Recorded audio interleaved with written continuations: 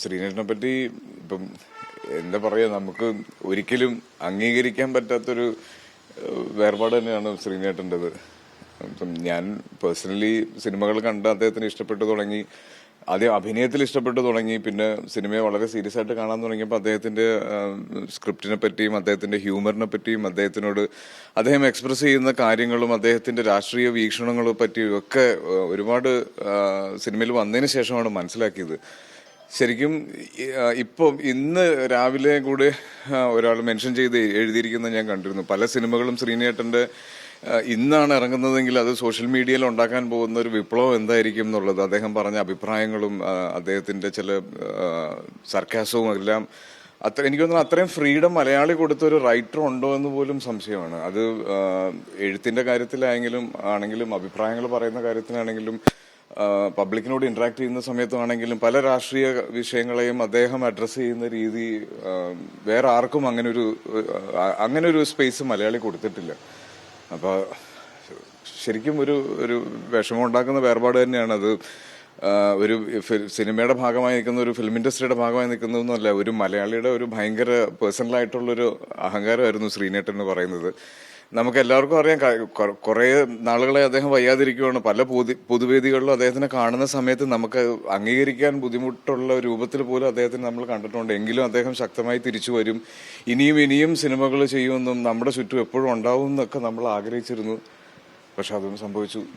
സമയം അതെ, ഞാൻ ട്രാഫിക്കാണ് അദ്ദേഹത്തിന്റെ കൂടെ ഒരുമിച്ച് അഭിനയിക്കുന്നത്. ആ ഫസ്റ്റ് ഡേ മുതൽ എനിക്ക് ആദ്യമായിട്ട് കാണുമ്പോൾ അതൊരു നടൻ ശ്രീനിവാസനായിരുന്നെങ്കിൽ ഒരു അഭിനയിച്ച ഫസ്റ്റ് ഡേ മുതൽ നമുക്ക് വളരെ ചെറുപ്പം മുതൽ അറിയാവുന്ന ഒരാളായി മാറുകയും അദ്ദേഹം പറയുന്ന പല കാര്യങ്ങളും ഇപ്പം ഞാനും ചാക്കോച്ചനും പല സമയത്തും പറയുന്നൊരു തമാശയുണ്ട്. ഞങ്ങൾ ഒരുമിച്ച് അഭിനയിച്ച ഒരു സിനിമ ട്രാഫിക്കാണ്. അപ്പൊ അന്ന് ശ്രീനേട്ടൻ ഭയങ്കര എക്സ്പേർട്ട് ആയിട്ടുള്ള ഒരു ഡ്രൈവർ ഒന്നുമല്ല, പക്ഷെ ആ സിനിമയിൽ 120 km/h പോകുന്ന ഒരു സീക്വൻസ് ഉണ്ട്.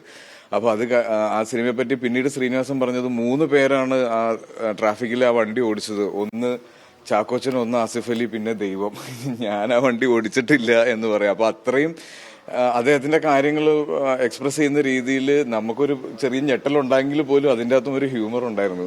ഒരുപാട് സിനിമകൾ, ഇപ്പം ഹണിബി 2 വരെയുള്ള സിനിമകൾ അഭിനയിക്കുമ്പോഴും ഓരോ ഷോട്ടിന്റെ ഇടയിലും അദ്ദേഹത്തിന്റെ കൂടെ കിട്ടുന്ന സമയത്ത് പല പഴയ കഥകളും അല്ലെങ്കിൽ അദ്ദേഹത്തിന്റെ കാഴ്ചപ്പാടുകളെ പറ്റിയൊക്കെ സംസാരിക്കുമ്പോൾ അത് എന്നും ഓർത്തിരിക്കുന്നതാണ്. അപ്പം മിസ് ചെയ്യും എപ്പോഴും ഇനി അങ്ങോട്ടുള്ള സിനിമാ യാത്രയിൽ.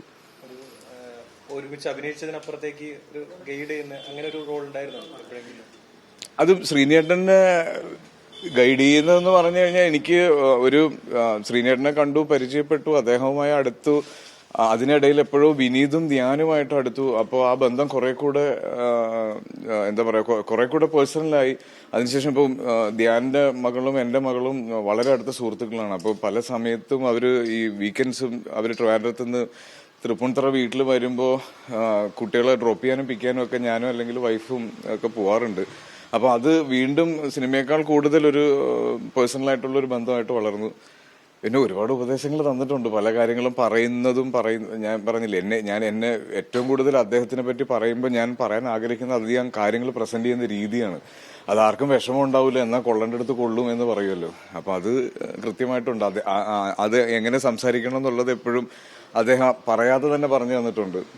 പിന്നെ സിനിമകൾ അറിയാം നമുക്ക്. ശ്രീനേട്ടന്റെ കൂടെ അഭിനയിക്കുന്ന സമയത്ത് അദ്ദേഹത്തിന്റെ കോൺട്രിബ്യൂഷൻസും ഒരു സ്ക്രിപ്റ്റിൽ അദ്ദേഹം പറയുന്ന ചില കുഞ്ഞി അഭിപ്രായങ്ങളും മുതൽ ഇപ്പൊ ഞങ്ങൾ ഉന്നം എന്ന് പറഞ്ഞൊരു സിനിമ ഷൂട്ട് ചെയ്യുന്ന സമയത്ത് സിബിസാറും ശ്രീനേട്ടനുമായിട്ടുള്ള സീൻ ഡിസ്കഷന്റെ ഇടയിൽ പോയി ഇരിക്കുക എന്ന് പറഞ്ഞാൽ ഒരു സിനിമ ഇഷ്ടപ്പെടുന്ന ആർക്കും അതൊരു ക്ലാസ്സാണ്.